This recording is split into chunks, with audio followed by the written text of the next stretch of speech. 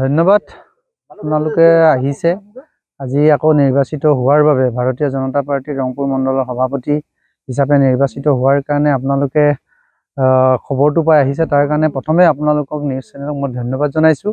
বিশেষভাৱে এইটো নিৰ্বাচন বুলি ঠিক নহয় যে সাংগঠনিকভাৱে সেইটো নিৰ্বাচন কেন্দ্ৰিকলৈ আমাৰ যোৱা নাই, কাৰণ ভাৰতীয় জনতা পাৰ্টিৰ নীতি আদৰ্শত নিৰ্বাচন বোলা বস্তুটো কাৰণ সংগঠনত নাই। ইয়াত যি কি নহওক, ইয়াত মানে বহুকেইজন ব্যক্তিয়ে আমাৰ সভাপতি হয়, তেওঁলোকৰো যোগ্যতা আছিলে, তথাপিও দলে মোক নিৰ্বাচিত কৰিলে। তাৰ কাৰণে মই ৰাজ্যিক সভাপতি, জিলা সন্মানীয় সভাপতি ময়ূৰ বৰগোহাঁই ডাঙৰীয়া আৰু আমাৰ নিৰ্বাচনী বিষয়া আমাৰ যিগৰাকীক দিছিলে তেখেতো মোৰ কথাই বাছনি প্ৰক্ৰিয়াত দিলে। তাৰ কাৰণে মই তেখেতসকলক মই ধন্যবাদ জনাইছোঁ। বিশেষভাৱে আমাৰ ভাৰতীয় জনতা পাৰ্টিত এটা নীতি আদৰ্শ আছে, সেই নীতি আদৰ্শৰ মতে যেনেধৰণে আমাক নিৰ্বাচিত কৰিব লাগে ঠিক তেনেধৰণে তেওঁলোকে আমাক নিৰ্বাচিত কৰিছে।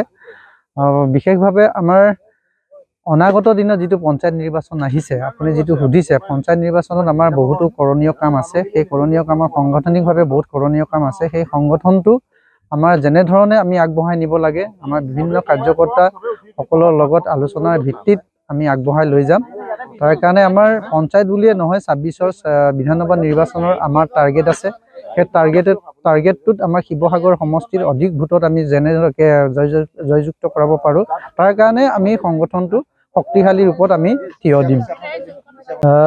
ধন্যবাদ আপোনালোকে আহিছে আজি আকৌ নিৰ্বাচিত হোৱাৰ বাবে ভাৰতীয় জনতা পাৰ্টিৰ ৰংপুৰ মণ্ডলৰ সভাপতি হিচাপে নিৰ্বাচিত হোৱাৰ কাৰণে আপোনালোকে খবৰটো পাই আহিছে। তাৰ কাৰণে প্ৰথমে আপোনালোকক নিউজ চেনেলক মই ধন্যবাদ জনাইছোঁ। বিশেষভাৱে এইটো নিৰ্বাচন বুলি ঠিক নহয় যে সাংগঠনিকভাৱে সেইটো নিৰ্বাচন কেন্দ্ৰিকলৈ আমাৰ যোৱা নাই, কাৰণ ভাৰতীয় জনতা পাৰ্টিৰ নীতি আদৰ্শত নিৰ্বাচন বোলা বস্তুটো কাৰণ সংগঠনত নাই। ইয়াত যি কি নহওক, ইয়াত মানে বহুকেইজন ব্যক্তিয়ে আমাৰ সভাপতি হয়, তেওঁলোকৰো যোগ্যতা আছিলে, তথাপিও দলে মোক নিৰ্বাচিত কৰিলে। তাৰ কাৰণে মই ৰাজ্যিক সভাপতি, জিলা সন্মানীয় সভাপতি ময়ূৰ বৰগোহাঁই ডাঙৰীয়া আৰু আমাৰ নিৰ্বাচনী বিষয়া আমাৰ যিগৰাকীক দিছিলে তেখেতো মোৰ কথাই বাছনি প্ৰক্ৰিয়াত দিলে। তাৰ কাৰণে মই তেখেতসকলক মই ধন্যবাদ জনাইছোঁ।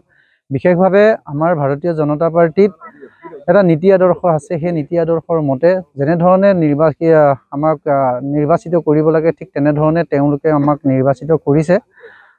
বিশেষভাৱে আমাৰ অনাগত দিনত যিটো পঞ্চায়ত নিৰ্বাচন আহিছে, আপুনি যিটো সুধিছে, পঞ্চায়ত নিৰ্বাচনত আমাৰ বহুতো কৰণীয় কাম আছে। সেই কৰণীয় কামৰ সাংগঠনিকভাৱে বহুত কৰণীয় কাম আছে। সেই সংগঠনটো আমাৰ যেনেধৰণে আমি আগবঢ়াই নিব লাগে, আমাৰ বিভিন্ন কাৰ্যকৰ্তা সকলৰ লগত আলোচনাৰ ভিত্তিত আমি আগবঢ়াই লৈ যাম। তাৰ কাৰণে আমাৰ পঞ্চায়ত বুলিয়ে নহয়, ২৬ৰ বিধানসভা নিৰ্বাচনৰ আমাৰ টাৰ্গেট আছে। সেই টাৰ্গেটটোত আমাৰ শিৱসাগৰ সমষ্টিৰ অধিক ভোটত আমি যেনেদৰে জয়যুক্ত কৰাব পাৰোঁ, তাৰ কাৰণে আমি সংগঠনটো শক্তিশালী ৰূপত আমি থিয় দিম।